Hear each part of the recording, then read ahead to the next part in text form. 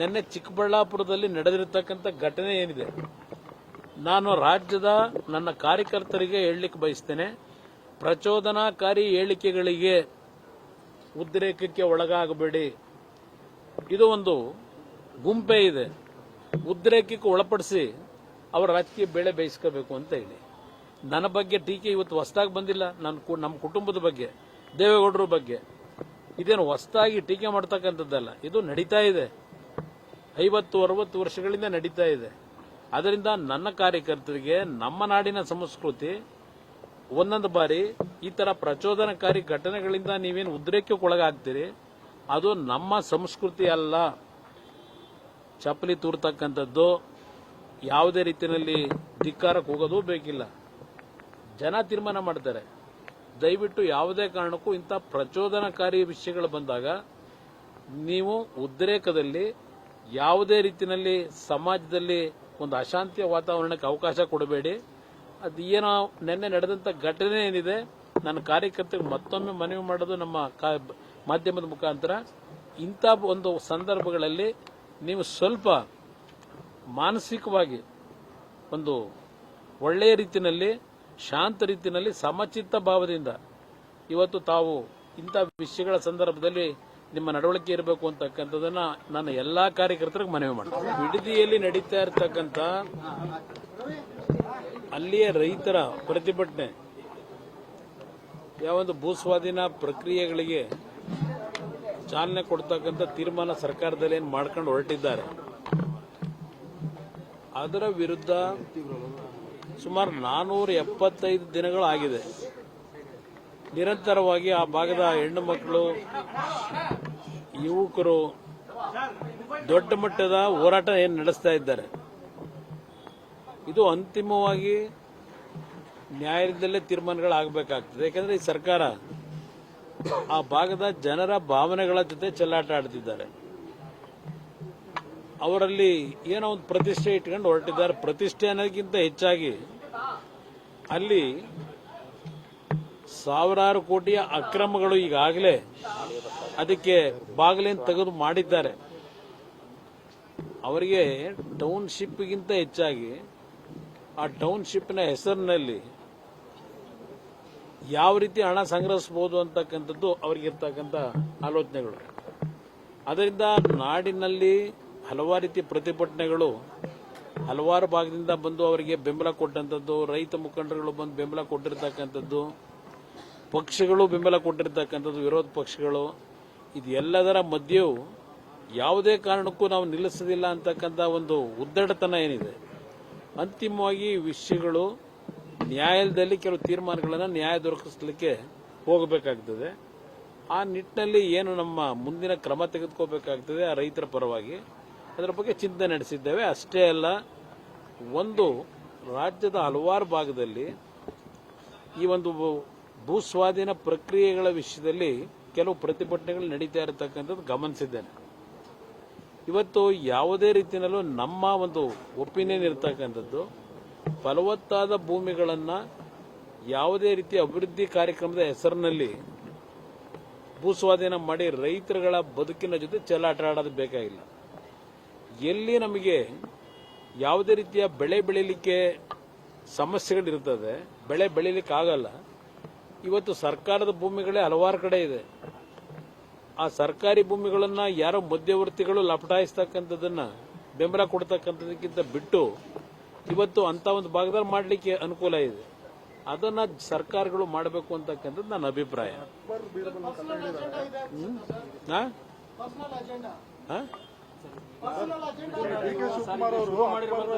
ನಿಮ್ಮ ಜೆಡಿಎಸ್ ಅಸ್ತಿತ್ವಕ್ಕೋಸ್ಕರವಾಗಿ ಶುರು ಮಾಡಿದ್ರಂತೆ. ಯಾರು? ಕಾಂಗ್ರೆಸ್ ನಾಯಕರು ಹೇಳ್ತಿದ್ದಾರೆ. ಪ್ರಿಯಾಂಕಾ ಖರ್ಗೆ ಏನ್ ಅಸ್ತಿತ್ವ? ಅಯ್ಯೋ ರಾಮ, ಪ್ರಿಯಾಂಕಾ ಖರ್ಗೆ ಅವರೇ, ಕಾಂಗ್ರೆಸ್ ನಾಯಕರೇ 2018ರಲ್ಲಿ ಹಲವಾರು ಭಾಗ್ಯ ಯೋಜನೆ ಕೊಟ್ಟು 13ರಿಂದ 17ರವರೆಗೆ ಭಾಗ್ಯ ಯೋಜನೆ, ಈ ಗ್ಯಾರಂಟಿ ಯೋಜನೆ, ಆಗ ಭಾಗ್ಯ ಯೋಜನೆ ಕೊಟ್ಟು 2018ರಲ್ಲಿ ಪ್ರಿಯಾಂಕಾ ಖರ್ಗೆ ಅವರೇ, ಎಂ.ಬಿ. ಪಾಟೀಲ್ರೇ, ಯಾರ ಮನೆ ಬಾಗಿಲಿಗೆ ಬಂದು ಕಾಲಿಡ್ಕೊಂಡು ಕೂತ್ರಿ? ಯಾರ ಮನೆ ಬಾಗಿಲಿಗೆ ಹೋಗಿ ಕಾಲಿಡ್ಕೊಂಡು ಕೂತಿದ್ರಪ್ಪ 2018ರಲ್ಲಿ? ಬಂದಿದ್ರಲ್ಲಪ್ಪ ನೀವೇ. ನಿಮ್ಮ ಅಸ್ತಿತ್ವ ಉಳಿಸ್ಕೊಳಕ್ ತಾನೆ JDS ಮನೆ ಬಾಗಿಲಿಗೆ ಬಂದಿದ್ದು. ನಾವು ಬಂದಿದ್ದು ಅಸ್ತಿತ್ವ ಉಳಿಸ್ಕೊಳ್ಳಿಕ್ಕೆ. ನಾವು 10 ಸೀಟ್ ಗೆಲ್ಲಿ 20 ಸೀಟ್ ಗೆಲ್ಲಿ ಚುನಾವಣೆಯಲ್ಲಿ ಜನ ತಿರಸ್ಕಾರನೇ ಮಾಡಿರಲಿ, ಜನಗಳ ಸಮಸ್ಯೆಗಳಿಗೆ ಹೋರಾಟ ಮಾಡ್ತಕ್ಕಂಥ ಪಕ್ಷ ಇದು. ಒಂದು ಉದಾಹರಣೆ ಕೊಡ್ತೀನಿ. 1989 ದೇವೇಗೌಡರು ಎರಡೂ ಕಡೆ ಚುನಾವಣೆ ನಿಂತು ಸೋತರು. ನಮ್ಮ ಪಕ್ಷ ಗೆದ್ದಿದ್ದು 2 ಸೀಟು. ಆ 89ರಲ್ಲಿ ಆದಂತ ಒಂದು ಫಲಿತಾಂಶ ಕೊನೆಗೆ ನೀರಾವರಿಯ ವಿಷಯಗಳಲ್ಲಿ ಅವತ್ತಿನ ಕಾಂಗ್ರೆಸ್ನ ಆಡಳಿತ ಏನು ನಡೀತು, ನಮ್ಮ ರಾಜ್ಯದ ಅದರಲ್ಲೂ ವಿಶೇಷವಾಗಿ ಕಾವೇರಿ ಜಲಾಶಯ ಪ್ರದೇಶದಲ್ಲಿ ಟ್ರಿಬ್ಯುನಲ್ ರಚನೆ ಆಗ್ತಕ್ಕಂಥದ್ದಕ್ಕೆ ಅವರ ಉದ್ದಟತನ ಕಾಂಗ್ರೆಸ್ ಸರ್ಕಾರ ನಡೆಸಿದ್ರಲ್ಲ ಅವತ್ತು 89ನೇ ಇಸ್ವಿ 176 ಸೀಟ್ ಗೆದ್ದು, ಅದರ ಪ್ರತಿಫಲ ಇವತ್ತು ನಾವು ಅನುಭವಿಸ್ತಾ ಇದ್ದೇವೆ. ಇವತ್ತು ಏನು ಡ್ಯಾಮೇಜ್ ಆಯಿತು ಆ ಕಾಂಗ್ರೆಸ್ನ ಆಡಳಿತದಲ್ಲಿ, ಆ ಸಂದರ್ಭದಲ್ಲೂ ಕೇವಲ 2 ಸೀಟ್ ಗೆದ್ದಂತ ದೇವೇಗೌಡರ ನಾಯಕತ್ವದಲ್ಲೇ ಕಾವೇರಿ ಪರವಾಗಿ ನಿರಂತರವಾಗಿ ಹೋರಾಟ ಏನು ಮಾಡ್ಕೊಂಡ್ ಬಂದಿದ್ದೇವೆ. 2 ಸೀಟ್ ಗೆಲ್ಲಿ 120 ಸೀಟ್ ಗೆಲ್ಲಿ ನಮ್ಮ ಪಕ್ಷ ಜನಗಳ ಮಧ್ಯದಲ್ಲಿರ್ತಕ್ಕಂಥ ಪಕ್ಷ ಇದು. ಇವ್ರಿಗೆ ಬೇಕಾದಾಗ ಯಾರು ಬೇಕಾದ್ರೂ ಕಾಲಿಡಿತೀರಿ. ಇದೆಲ್ಲ ಇಷ್ಟು ದಿವಸ DMK ಅವ್ರ ಜೊತೆ ಸೇರಿದ್ರಿ. ಈಗ TVK ಪಕ್ಷ ಅಧಿಕಾರಕ್ಕೆ ಬಂತು ಅಂತ ಹೇಳಿ DMK ಅವ್ರನ್ನ ನಡ್ಡಿನಲ್ಲಿ ಬಿಟ್ಟು ಅಲ್ಲೋ ಕಾಲಿಡ್ಕೊಂಡಿದ್ದೀರಿ. ನಿಮ್ಮ ಯೋಗ್ಯತೆ ಇದು. ನನ್ನ ಪಕ್ಷದ ಬಗ್ಗೆ ಚರ್ಚೆ ಮಾಡಬೇಡಿ, ಅವಶ್ಯಕತೆ ಇಲ್ಲ, ಗೊತ್ತಿದೆ. ಯಾವುದು ಅವರು ಒಂದು ನಿಮಿಷ, 470 ದಿವಸದಿಂದ ಬಿಡದಿನಲ್ಲಿ ನಡೀತಿರ್ತಕ್ಕಂಥ ಏನು ಹೋರಾಟ ರೈತರದು. ನಾನು ಯಾವತ್ತು ಮೊದಲನೇ ಹೋರಾಟಕ್ಕೆ ಹೋಗಿದ್ದೀನಿ ಅಂತಕ್ಕಂಥದ್ದು ತೆಗಿರಿ. DK ಶಿವಕುಮಾರ್ ಮುಖ್ಯಮಂತ್ರಿ ಆಗಿರ್ತಕ್ಕಂಥದ್ದಕ್ಕೆ ಹೋರಾಟ ಅಲ್ಲ. DK ಶಿವಕುಮಾರ್ ಆ ಭಾಗದ ರೈತ ಕುಟುಂಬಗಳನ್ನ ಇವತ್ತು ಯಾವ ಪರಿಸ್ಥಿತಿ ತಂದೊಡ್ಲಿಕ್ಕೆ ಹೊರಟಿದ್ದಾರೆ ಬದುಕನ್ನ, ಅದರ ವಿರುದ್ಧ ನಮ್ಮ ಹೋರಾಟ ಇದೆ. DK ಶಿವಕುಮಾರ್ ವಿರುದ್ಧ ಅಲ್ಲ, ಇದು ಯಾರೋ ಒಬ್ಬ ವ್ಯಕ್ತಿ ವಿರುದ್ಧ ಅಲ್ಲ. ಇವತ್ತು ಉದಾಹರಣೆಗೆ ಇವತ್ತು ನೀವು ತೋರಿಸ್ತಾ ಇದ್ದೀರಿ 1119 ಕೋಟಿ ವೆಚ್ಚದಲ್ಲಿ ಮೇಕ್ರಿ ಸರ್ಕಲ್ ಇಂದ ಈಗ ಹೆಬ್ಬಾಳದವರಿಗೆ ಫ್ಲೈಓವರ್ನ ಏನು ಕನಸಂತೆ ಅಲ್ವೇ ಸುರಂಗ ಮಾರ್ಗ. ಅದು ನಾನು ಮುಖ್ಯಮಂತ್ರಿ ಇದ್ದಾಗ ಒಂದು ಕೊರಿಯಾ ಕಂಪನಿ 30 ಕೋಟಿ ದುಡ್ಡು ಅವರೇ ಹಾಕಿ ಟೆಕ್ನಾಲಜಿ ತಂದು ಅವತ್ತೇ ಕೆಲಸ ಮಾಡಲಿಕ್ಕೆ ಮೀನ್ ಸ್ಕ್ವೇರ್ನಿಂದ ಹೆಬ್ಬಾಳದ ಫ್ಲೈಓವರ್ಗೆ ಎಲ್ಲ ರೀತಿಯ ಸಿದ್ಧತೆಗಳನ್ನು ಮಾಡಿದ್ದೆ. ಟೆಂಡರ್ ಪ್ರೋಸೆಸ್ ಮುಗಿದಿತ್ತು. ನನ್ನ ಸರ್ಕಾರದ ಹೋಯ್ತು. ಈ 20 ವರ್ಷದಲ್ಲಿ ಇವತ್ತು 1100 ಕೋಟಿಗೆ ಏರಿಕೆ ಏನಾಗಿದೆ ಆ ಫ್ಲೈಓವರ್, ಇದು ಅಂಡರ್ ಟನಲ್ ರೋಡು. ಅವತ್ತು ಕೇವಲ 30 ಕೋಟಿ ವೆಚ್ಚದಲ್ಲಿ ಮಾಡ್ತಾ ಇದ್ದಂಥದ್ದು. ಇದಕ್ಕೆ ಯಾರು ಜವಾಬ್ದಾರರು?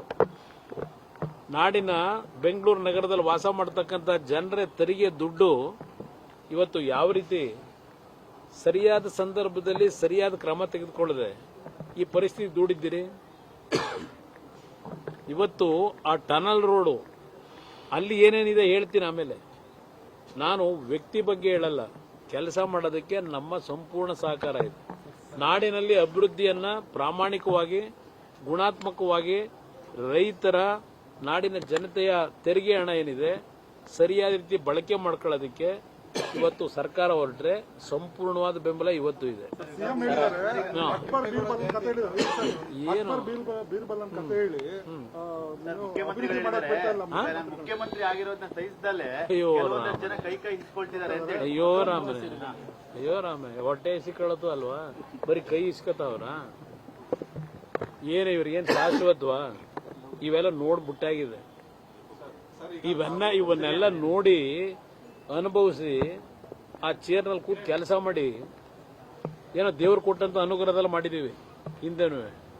ಆದರೆ ಈ ತರ ನಿಮ್ಮ ಉದ್ದಟತನದ ರೀತಿ ನಾವೇನು ಮಾಡಿಲ್ಲ. ನನಗೆ ಅಕ್ಬರ್ ಬೀರ್ಬಲ್ದು ಕತೆ ಬೇಕಿಲ್ಲ. ಇವತ್ತು ರಾಜ್ಯದ ಜನತೆ ಕತೆ ಏನು ಅಂತ ಹೇಳಿ, ರಾಜ್ಯದ ಜನತೆ ಕತೆ ಹೇಳಿದ್ರೆ ಒಪ್ಕೋತೀನಪ್ಪ. ಇವತ್ತು ಬೆಳಗ್ಗೆ ಪತ್ರಿಕೆ ತೆಗೆದ್ರೆ 3 ಜನ ಆತ್ಮಹತ್ಯೆ ಮಾಡ್ಕೊಂಡವ್ರು ರೈತರು ಸಾಗರದಲ್ಲಿ, ಮತ್ತೆ ಇನ್ಯಾವುದೋ 2 ಪ್ರದೇಶದಲ್ಲಿ 3 ಜನ ರೈತರು ಆತ್ಮಹತ್ಯೆ ಮಾಡ್ಕೊಂಡವ್ರೆ. ಈ ದುರಂತ ಕತೆ ಹೇಳ್ರಪ್ಪ. ನಿಮ್ಮ ಅಕ್ಬರ್ದು ಅವನ್ಯಾರ ಬೀರ್ಬಲ್ ಕಟ್ಕೊಂಡು ನನಗಾಗಬೇಕಾಗಿರೋದೇನು. ಇವತ್ತು ಬದುಕ್ತಾ ಇರೋ ಈ ಜನರ ಕತೆ ಹೇಳಿದ್ರೆ ಕೇಳಬಹುದಪ್ಪ. ಆದ್ರೆ ಒಂದು ನಿಮಗೆ ಅಯ್ಯೋ ರಾಮನೇ, ಈಗ ಬೆಳಿಲಿಕ್ಕೆ ಜನ ಈಗ ತೀರ್ಮಾನ ಕೊಟ್ಟು ಪೇಪರ್ ಪೆನ್ನು ಕೊಟ್ಟಿಲ್ವಾ? ನಾನ್ಯಾಕೆ ಅಸೂಯೆ ಪಡ್ಲಿ? ಒಳ್ಳೆ ಕೆಲಸ ಮಾಡಿದ್ರೆ ಅಭಿನಂದಿಸ್ತೀವಿ. ನೀವೇನೇನು ಮಾಡ್ಕೊಂಡ್ ಬಂದಿದ್ದೀರಿ? ಹೋಗ್ಲಿ, ಹಳೇದು ಬಿಟ್ಬಿಡಿ. ಈಗ ಮುಖ್ಯಮಂತ್ರಿ ಆಗಿದ್ದೀರಲ್ಲಪ್ಪ, ಹಳೆ ನಿಮ್ಮ ಚಾಲಿ ಎಲ್ಲ ಬಿಟ್ಟು ಪ್ರಾಮಾಣಿಕವಾಗಿ ಜನಗಳ ಕೆಲಸ ಮಾಡಿ. ನಾವು ಬೆಂಬಲ ಕೊಡ್ತೀವಿ. 28ಕ್ಕೆ ಬಹುಶಃ ನೀವೇ ಬಂದ್ಬಿಟ್ರಪ್ಪ. ಅದೇನೋ ಹೇಳ್ತಿರಲ್ಲ 28ಕ್ಕೂ ನೀವೇ ಬನ್ನಿ, ನನಗೇನು ಅಸೂಯೆ ಇಲ್ಲ. ಆದರೆ ಈ ಒಂದು ವ್ಯವಸ್ಥೆ ಒಳಗೆ ನಿಮ್ಮ ಪ್ರತಿಯೊಂದು ಅಭಿವೃದ್ಧಿ ಹೆಸರಿನಲ್ಲಿ ಏನೇನು ನೀವು ಕಾನೂನು ಬಾಹಿರವಾಗಿ ಮಾಡ್ತೀರಿ ಅದನ್ನು ಮೌನಕ್ಕೆ ಶರಣಾಗಿ ನನ್ನ ಜಾತಿ ಹೆಸರಿನಲ್ಲಿ ಬೆಂಬಲ ಕೊಡಬೇಕಾ? ನಮ್ಮ ಪಕ್ಷ ದೇವೇಗೌಡರು 60-70 ವರ್ಷದ ರಾಜಕೀಯದ ಸಕ್ರಿಯವಾಗಿ ಪಾತ್ರವನ್ನು ವಹಿಸಿದ್ದಾರೆ. ಎಂದೂ ಸಹ ನಾಡಿನ ಜನತೆಯ ಆಸ್ತಿಯನ್ನ, ರಾಜ್ಯದ ಆಸ್ತಿಯನ್ನ ಲಪಟಾಯಿಸ್ತಕ್ಕಂಥ ಸಂದರ್ಭದಲ್ಲಿ ಧ್ವನಿ ಎತ್ತು ಬಂದಿರತಕ್ಕಂಥ ಪಕ್ಷ ಇದು. ವ್ಯಕ್ತಿ ಯಾರೋ ಬಂದ್ರು, ನಮ್ಮವ್ರು ಬಂದಿದ್ದಾರೆ, ಏನಾಗ್ಬಿಡ್ತದೆ? ಆಯ್ತಪ್ಪ, ಒಕ್ಕಲಿಗರ ಪರವಾಗಿ ಇವ್ರು ಮುಖ್ಯಮಂತ್ರಿ ಆಗವ್ರೆ, ಏನೆಲ್ಲ ಒಕ್ಕಲಿಗರ ಸಮಾಜ ಎಲ್ಲ ಉದ್ಧಾರ ಮಾಡಿ ಎಲ್ಲರನ್ನು ಇದರಲ್ಲಿ ಇಡ್ತೀರ ಆನಂದ ಇದರಲ್ಲಿ. ಈಗ ಸಿದ್ದರಾಮಯ್ಯನವರು ಮುಖ್ಯಮಂತ್ರಿ ಆಗಿದ್ರಪ್ಪ 8 ವರ್ಷ ಆಗಿದ್ರೆ ಎಲ್ಲ ಕುರುಬ ಸಮಾಜದವರೆಲ್ಲ ನೆಮ್ಮದಿಯಿಂದ ಅತ್ಯಂತ ಅದ್ಭುತವಾದ ಜೀವನ ಮಾಡ್ತಾ ಇದ್ದಾರಾ? ಹಿಂದುಳಿದವರೆಲ್ಲ ಅದ್ಭುತವಾದ ಜೀವನ ನಡೆಸ್ತಾವ್ರ? ಯಾಕೆ ಆತ್ಮಹತ್ಯೆ ಪ್ರಕರಣಗಳು ನಡೀತಾ ಇದೆ?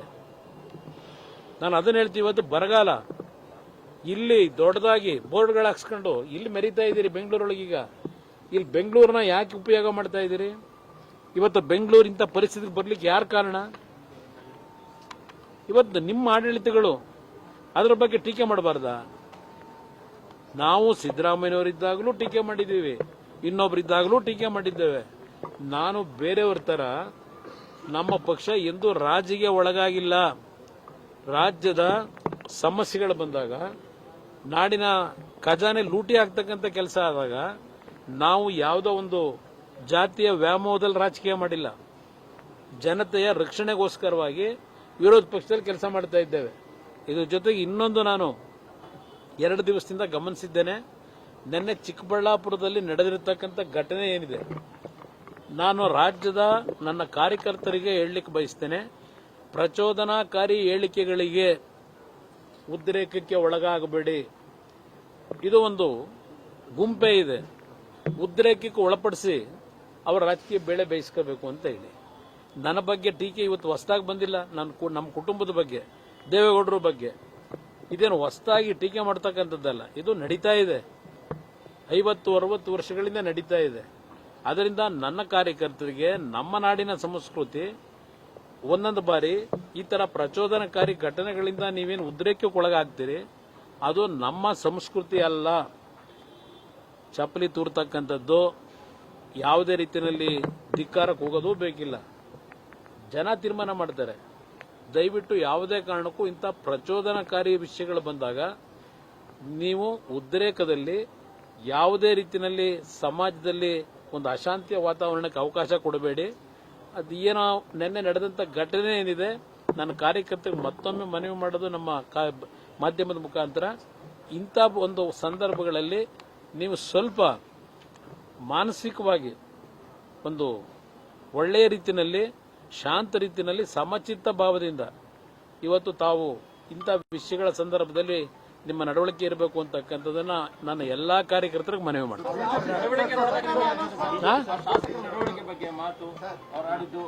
ಅವ್ರು ನೋಡಿದಾಗ,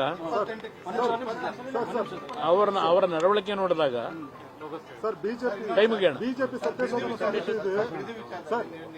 ಇಡೀ ದಿನ ತಾವು ಕಾದ್ರಿ, ಆದ್ರೆ ಅವ್ರು ಸಮರ್ಥನೆ ಕೊಟ್ಟಿದ್ದೇನೆ ಅಂತ ಹೇಳಿದ್ರೆ ನಮಗೆ ಕೆಂಪೇಗೌಡ ಜಯಂತಿ ನಾವು ಇನ್ನೂ ಕಾಯ್ತೀನಿ. ಈಗ ಇಲ್ಲಿವರೆಗೆ ಒಂದು ನಿಮಿಷ 2 ಪತ್ರ ಬರೆದಿದ್ದಾರೆ. 2 ಪತ್ರದ ಮುಖಾಂತರವೇ ಅವ್ರು ಕೊಟ್ಟಂತ ಆಹ್ವಾನಕ್ಕೆ ನಾನು ಉತ್ತರ ಕೊಟ್ಟಿದ್ದೇನೆ. ನಾನು ಪತ್ರ ಬರೆದಕ್ಕೆ ಅವರಿಂದ ಉತ್ತರ ಇಲ್ಲಿವರೆಗೆ ಏನು ಬಂದಿಲ್ಲ.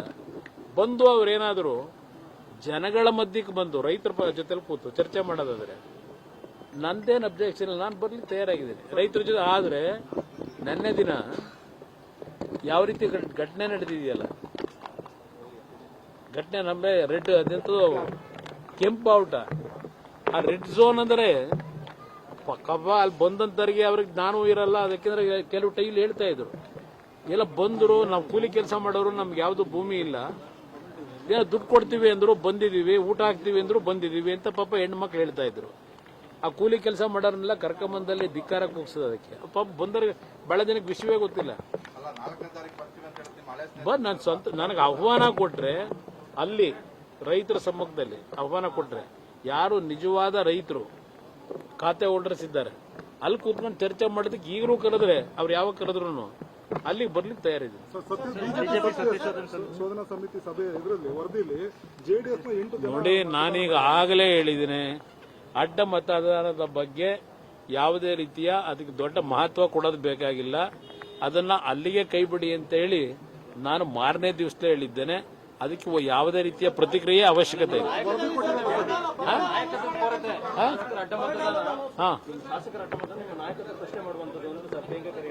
ಯಾರು ಹೇಳೋದು?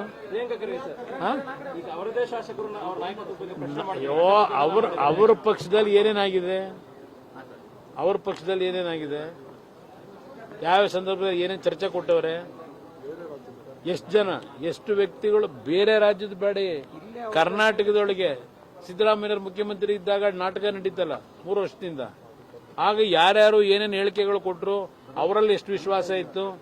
ಈಗ ಕೇಳ್ತೀನಿ, 10 ಜನ 12 ಜನ ಮಂತ್ರಿಗಳಿದಿರಲ್ಲಪ್ಪ, ನಿಮ್ಮಲ್ಲಿ ಏನಾದರೂ ವಿಶ್ವಾಸ ಇದೆಯಾ? ನಿಮ್ಮ 13 ಜನದಲ್ಲಿ ಕ್ಯಾಬಿನೆಟ್ನಲ್ಲಿ ನಿಮಗೆ ವಿಶ್ವಾಸ ಇಲ್ಲ, ಒಬ್ರಿಗೊಬ್ಬರಿಗೆ ವಿಶ್ವಾಸದ ಕೊರತೆ ಇದೆ. ನಿಮ್ಗೆ ಯಾವ ನೈತಿಕತೆ ಇದೆ? ಪ್ರಿಯಾಂಕಾ ಖರ್ಗೆ ಸ್ವಲ್ಪ ಮಾತು ಕಡಿಮೆ ಮಾಡಿ ಕೆಲಸ ಮಾಡಲಿ. ಹೋಮ್ ಮಿನಿಸ್ಟರ್ ಏನಿದ್ದಾರೆ ಕೆಲಸ ಸರಿಯಾಗಿ ಮಾಡಲಿ. 2 ಖಾತೆ ಇಟ್ಕೊಂಡು ಬರೀ ಹೇಳಿಕೆ ಕೊಟ್ಟರಾಗಲ್ಲ, ವೀರಾವೇಶದ ಮಾತು. ಅದರಿಂದ ಮೊದಲು ಹೋಮ್ ಮಿನಿಸ್ಟ್ರಿನಲ್ಲಿ ಏನೇನು ಸಮಸ್ಯೆಗಳಿದೆ, ಅದಕ್ಕೇನು ಮಾಡಬೇಕು ಅನ್ನೋದನ್ನ ಅದರ ಬಗ್ಗೆ ಗಮನ ಕೊಡಲಿ. RSS ಬಗ್ಗೆ ಇನ್ನೊಂದು ಬಗ್ಗೆ ನಾವು ಮಾತಾಡಿದ್ದೀವಿ ಬೇಕಾದಷ್ಟು ಸಲ. ಆದರೆ ಅದು ಬಿಟ್ಟು ಇವತ್ತಿಲ್ಲೇನಿದೆ ಪರಿಸ್ಥಿತಿ, ಅದನ್ನು ಸರಿಪಡಿಸೋದಕ್ಕೆ ನಿಮ್ಮ ಹೋರಾಟ ಮಾಡಪ್ಪ. ನಿಮ್ಮ ಕಾರ್ಯಕರ್ತರು ಬಂಧನ ಮಾಡಿದ್ದಾರೆ ಅಲ್ಲಿ ಚಪ್ಪಲಿಸ್ತರು ಒಂದು ಕಾರಣಕ್ಕೋಸ್ಕರ ಜೆಡಿಎಸ್ ಮತ್ತೆ ಅನ್ಸಿದ್ರೆ ಕಾನೂನು ವ್ಯಾಪ್ತಿ ಒಳಗೆ ಅಲ್ಲಿ ಏನು ರಿಲೀಫ್ ತಗೋಬೇಕೋ ತಗೋತಾರೆ.